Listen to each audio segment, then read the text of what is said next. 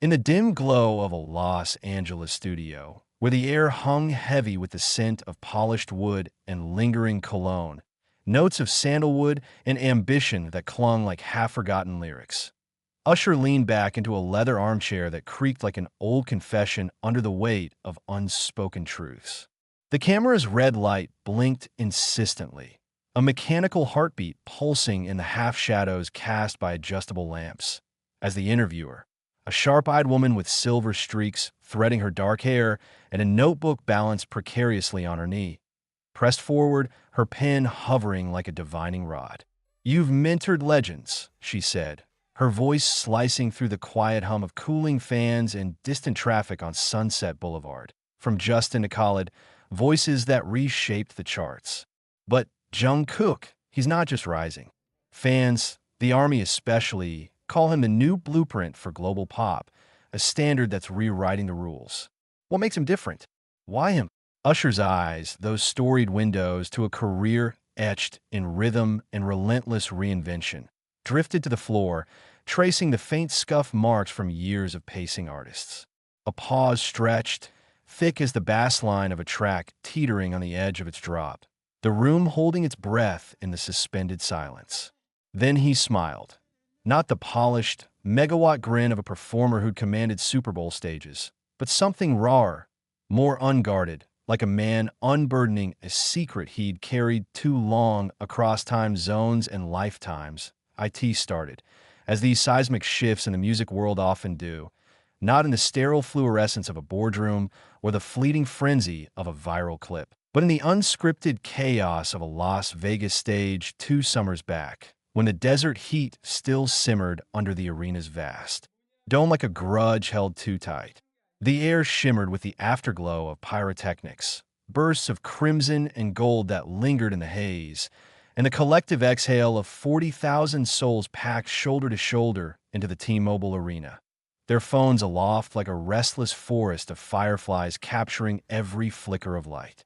Usher, the 8-time Grammy king whose voice had evolved from boyish falsettos to gravel-edged anthems, was midway through his residency, sweat tracing deliberate rivers down his temples as he commanded the floor with a presence that could coax confessions from stone, his body a testament to decades of discipline.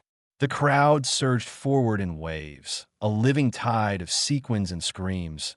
But amid the roar, his gaze snagged on a figure lingering in the wings. A young man, barely 25, with ink-black hair falling like a deliberate curtain over eyes that burned with a quiet, unyielding fire. Jungkook, not the idol glimpsed through pixelated screens, the phenomenon who'd shattered Spotify records from the neon-lit studios of Seoul with tracks that blended heartbreak and hooks like alchemical fire, but flesh and bone, invited backstage after a mutual nod exchanged across oceans of admiration and share playlists.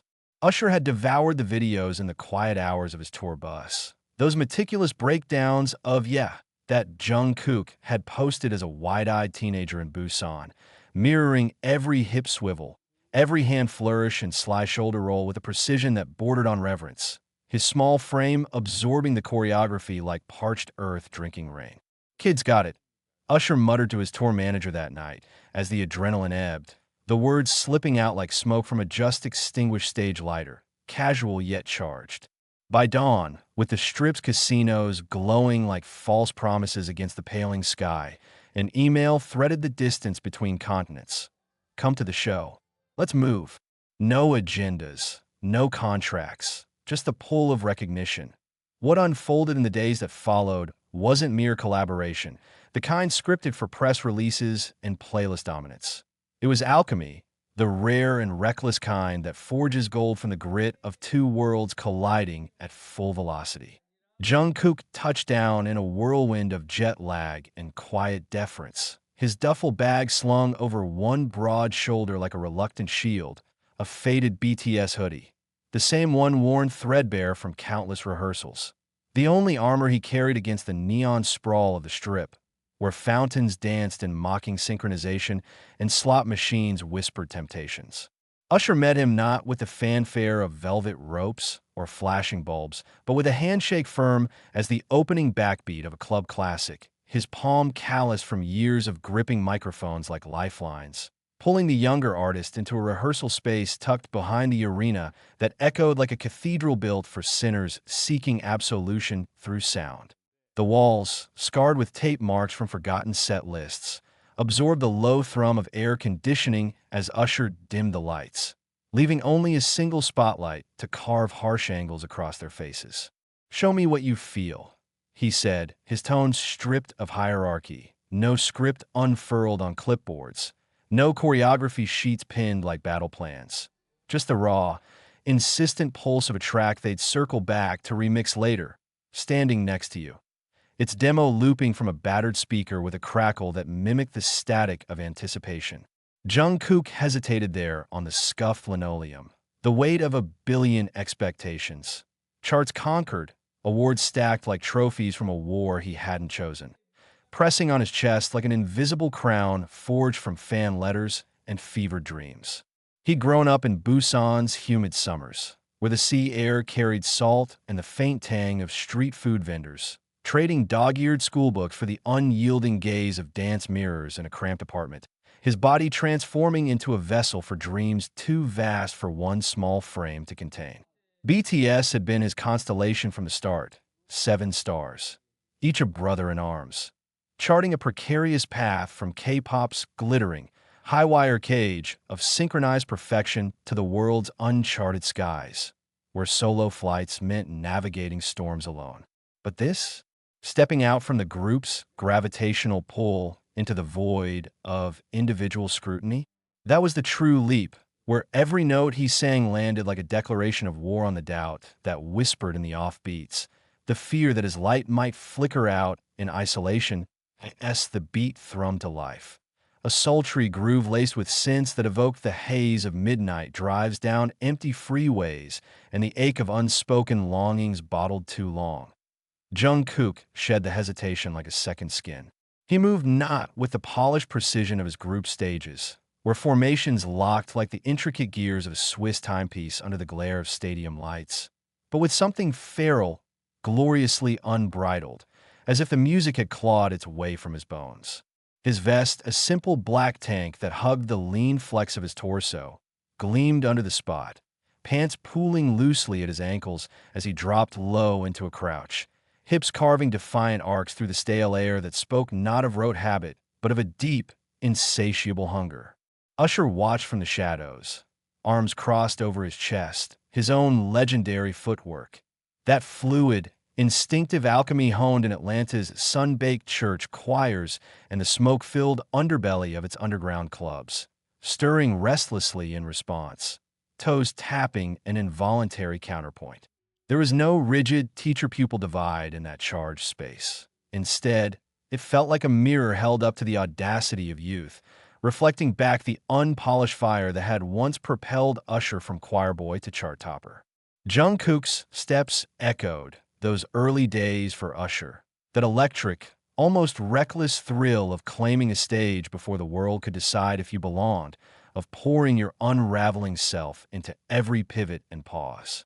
But where Usher had woven sensuality into the fabric of his sway, a velvet invitation that drew crowds into intimate complicity, Jungkook infused it with a sharper urgency, a blade's edge of vulnerability masked as unyielding power, his breaths coming in sharp, syncopated bursts that matched the track's rising tension. Sweat flew in glittering arcs under the harsh fluorescence, tracing paths down his neck like rivulets of revelation. And when they finally synced, bodies mirroring in a dance that blurred the lines of mentor and peer, Usher's seasoned glide meeting Jungkook's raw propulsion. The room itself seemed to pulse with untapped possibility, the air thickening with the scent of exertion and epiphany. "That's it," Usher breathed at last, collapsing onto the worn floor mats in a rare surrender, his chest heaving as if he'd run a marathon through memory. "You're not imitating the steps. You're igniting the soul behind them. Damn, kid, that's the spark that sticks." The remix that emerged from those sweat-soaked hours dropped like a meteor streaking across a midnight sky. "Standing Next to You," Usher remix, a sonic tapestry that stitched the soulful, confessional threads of R&B to the kinetic, precision-engineered drive of K-pop, creating something hybrid and alive, a bridge song for a fractured world. Videos flooded the digital feeds in the weeks that followed. Jungkook in a sun-drenched gym on the outskirts of Seoul, his shades perched low on his nose like a shield against the glare, executing breathtaking flips and muscle isolations that defied both gravity and expectation, his form slicing through shafts of golden light. Usher materializing in frame for a surprise drop-in, joining the fray in a blur of coordinated chaos. White tees soaked translucent, laughter slicing through the relentless bass like a sudden chord change. Fans, that vast, vigilant ecosystem known as ARMY, dissected it all frame by frozen frame, their global hive mind mapping every loaded glance, every incidental brush of shoulders or sync breath as irrefutable proof of destiny's hand at work. Streams skyrocketed overnight, borders dissolving in the flood of plays from Mumbai high-rises to Manchester basements. It wasn't just a song climbing charts, but a manifesto etched in melody, declaring that pop's future could pulse with influences from anywhere, anyone. Jungkook, once affectionately pigeonholed as the Golden Magne, the pretty face of BTS with pipes of liquid gold that could melt steel, emerged fully as the architect of his own sound. Writer poring over lyric sheets until dawn, producer tweaking knobs in dimly lit booths, dancer whose every extension carried the weight of worlds. His voice proved a chameleon, slipping seamlessly from husky, intimate croons that wrapped around regrets like smoke to stratospheric belts that shattered ceilings, all underpinned by a humility that made the virtuosity feel earned, not flaunted. Yet beneath the glittering metrics, the billions of views, the Grammy whispers, the real undercurrent ran deeper, more personal. A young man forged in the relentless grind of a nation where ambition is both cradle and crucible, proving with every release that pop's throne, long reserved for the West's polished heirs, could be seized by those who arrive with fire in their veins and stories in their steps. But true explanations, the ones that linger like echoes in an empty hall, simmer in silence, far longer than any spotlight can illuminate. For Jungkook, the months that blurred into the next year folded into a haze of triumphs and abrupt halts. Tours that spanned continents in a blur of time zones and throat lozenges giving way to the mandatory Korean rite of military enlistment. That stark interlude pulling him from the velvet frenzy of arenas into the rigid, ink-black routine of barracks life, where reveille shattered dreams at 5 a.m. and letters from fans piled like unanswered prayers on a narrow bunk. His documentary, I Am Still, released amid the quiet storm of his absence, captured the raw ache of it all. Clandestine studio sessions squeezed into the slivers of dawn before drills, tattoos inked fresh on his skin with symbols of unyielding perseverance. A compass rose for direction lost, a phoenix for risings unforeseen, a guitar strummed in stolen hours under the flicker of contraband lamp. Chords weaving threads of longing back to the mic stands he'd left behind. Usher, on the other side of the globe, headlined the Super Bowl halftime show that February. A spectacle of aerial silks and synchronized spectacle that etched his legacy even deeper into the annals of American excess. Yet in the quieter crevices of interviews, those off-mic chats in green rooms scented with hairspray and humility, he'd referenced the Korean prodigy with a reverence that bordered on quiet prophecy, his words dropping like stones into still water. He's got that fire. He'd confide to producers nursing coffees in the pre-dawn hours, eyes alight with the ghost of his own improbable ascent from Chattanooga's modest pews to Atlanta's pulsing heart. It evoked, for Usher, the long shadow of Michael Jackson over his formative years, that awestruck boy in knobby pigtails glued to the television, dissecting Thriller on an endless loop, moonwalk frozen in his mind's eye like a sacred text. James Brown, the hardest working man whose electrifying splits and guttural screams had schooled an entire generation in the gospel of groove, had felt that same magnetic pull toward a young Usher's untamed potential, seeing in him a vessel for the funk's eternal flame. And now, in the arc of time's great wheel, Jungkook evoked it anew. A cycle of inspiration looping across eras, from Brown's sweat-drenched cape to Jackson's glove to the subtle ink on a soldier's wrist, each link forged in the quiet act of passing the torch not with fanfare, but with a nod.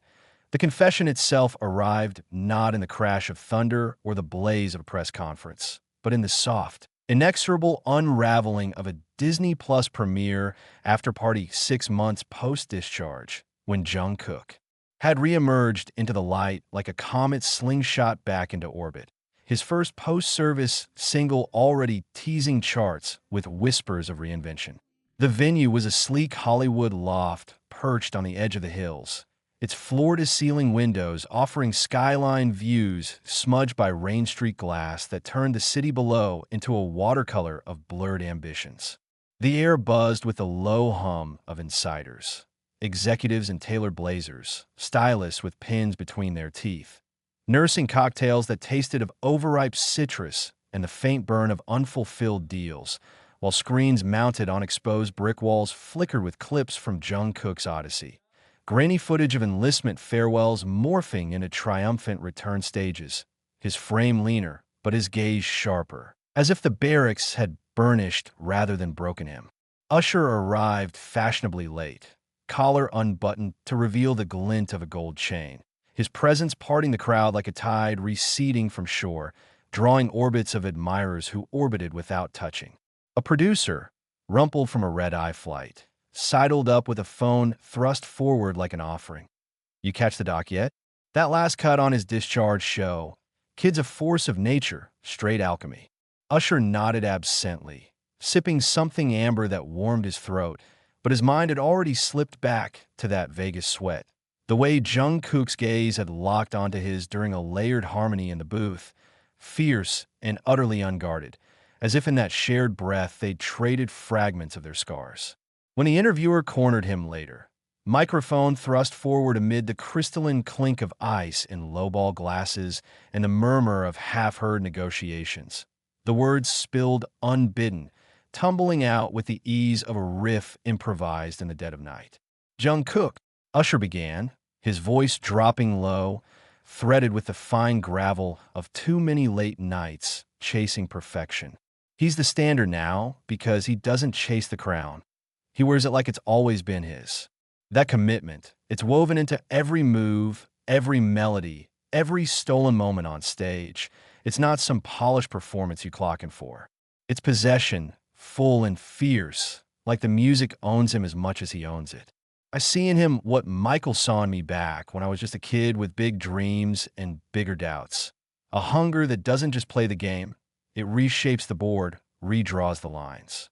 Not by brute force or flashy tricks, but by feeling it all so deeply, so honestly, that it pulls everyone in your wake, willing or not. Global pop? Hell, it's his mirror now, reflecting back a world that's finally ready to dance on his terms, to his tempo, without apology. The room fell into a momentary hush, the kind that follows a truth too pointed to ignore, before erupting in a cascade of murmurs and sidelong glances. Smartphone clips racing across social veins like wildfire before the echo of his voice had fully faded into the loft's rafters. For Jungkook, now navigating the dizzying re-entry of civilian life from a modest apartment overlooking Seoul's Han River, where cherry blossoms dusted the water like fleeting confetti in the crisp December air of 2025, the news arrived via smuggled screens during a rare afternoon off, a fan-compiled edit syncing Usher's gravelly praise to the seismic drop of their remix. The visuals warping tears across his vision as he paused mid-strum on his guitar. It wasn't the validation he'd once chased in the shadowed corners of his mind. Not anymore. Enlistment had stripped away the gilded illusions of fame, leaving only the unvarnished core. A boy from Busan's salt-kissed streets who'd once sketched fantastical album covers in the margins of his notebooks during long school afternoons, dreaming of stages that spanned not just cities, but seas and souls. Yet in that unexpected affirmation, broadcast from a continent away, a quiet triumph bloomed slow and sure. not for the platinum plaques gathering dust or the crowns of fleeting awards, but for the invisible bridge it hammered into place across cultural chasms. Pop music, once a towering Western monolith guarded by gatekeepers and genres, had fractured irrevocably under his influence. Artists from the rain-slicked streets of Seoul to the fjord-shadowed studios of Stockholm borrowing his signature blend of surgical precision and unfiltered passion. Choreography clips exploding viral in a babble of tongues. From Portuguese freestyles in Lisbon cafes to Swahili covers echoing in Nairobi markets. Fandoms, those fervent, far-flung constellations of devotion, wove themselves tighter in response. Army's unyielding loyalty evolving into a blueprint for communal fire. Not mere consumption of content, but active creation, where petitions for encores morphed into global charity drives and fan-made parodies birthed entirely new subcultures. Ripples extending beyond playlists into the very fabric of how we connect, that in the broader, inexorable drift of it all, that single revelation whispered of. Migrations too subtle to map. How a solitary thread pulled from the dense, vibrant weave of Busan's textile mills could snag the colossal loom of global culture, unraveling hierarchies long woven from exclusion and empire. Cultures didn't just clash in the aftermath. They conjoined in unexpected harmony, blooming in the fragmented feeds of TikTok duets, where teens in Mumbai's monsoon-drenched alleys mirrored Jungkook's razor-sharp isolations to the hypnotic hooks of Usher's verses, forging hybrid identities as fluid and multifaceted as the sound waves carrying them. It spoke, too, to the profound intimacy threading through the lives of icons. Usher's words landing not as rote endorsement from on high, but as a resonant echo chamber, amplifying a lineage where James Brown's sweat-soaked cape met Michael Jackson's ethereal moonwalk met Jungkook's grounded, earthbound grace, each era's fire kindled from the embers of the last. Vulnerability, long relegated to pop's shadowed underbelly as a flaw to be glossed over, had surfaced now as the unassailable core of strength. The raw ache embedded in a lyric's turn of phrase, the subtle tremble in a dancer's extension, drawing listeners not as passive spectators in the dark, but as co-conspirators, hearts sink to the vulnerability laid bare. In an era where algorithms dictated desire with cold calculus, parsing preferences into echo chambers of the safe and predictable, Jungkook's ascent, Usher-endorsed, fan-fueled, battle-tested, served as a defiant reminder that true standards aren't imposed from ivory towers or viral mandates. They're embodied, visceral, and vital, in the instinctive flex of muscle memory honed through midnight doubts, in the electric hush that falls just before harmony swells to fill the void. Weeks later, as the rain finally eased its grip on that Hollywood loft, tapering to a fine mist that beaded like diamonds on the window panes, Usher lingered alone on the balcony, raising a half-empty glass to the sprawling skyline below, the city's lights fracturing across wet asphalt like scattered notes on a rain-pummeled score. The cool bite of the night air carried faint echoes of traffic and distant laughter, a reminder that reinvention never truly paused. Somewhere across the vast, ink-blue Pacific, in the pre-dawn quiet of a Seoul rehearsal hall where mirrors reflected infinite versions of resolve, Jungkook laced up his boots for another grueling run-through, the new track's demo humming faintly from his earbuds. A collaboration teased but not yet named, bridges extended further into uncharted genres. In the pocket of his joggers, though, a scribbled lyric fragment waited, inked in hasty Hangul and English. Standing next to you, the world's remade in rhythm. Not a boast carved for billboards, but a private breath, the exhale after the climb. The quiet revolution of a star who not only claimed his place in the constellation, but redrawn its lines for those who followed. And in that shared, unspoken silence, bridging divides of time, tide, and temperament, two men who teetered on the precipice of their own edges came to the same unvoiced understanding. The standard of any art, any era, isn't a distant summit to conquer with flags and fanfare. It's the rhythm you carry within, indelible and intimate, pulsing long after the lights dim and the crowds disperse. a heartbeat echoing into tomorrow.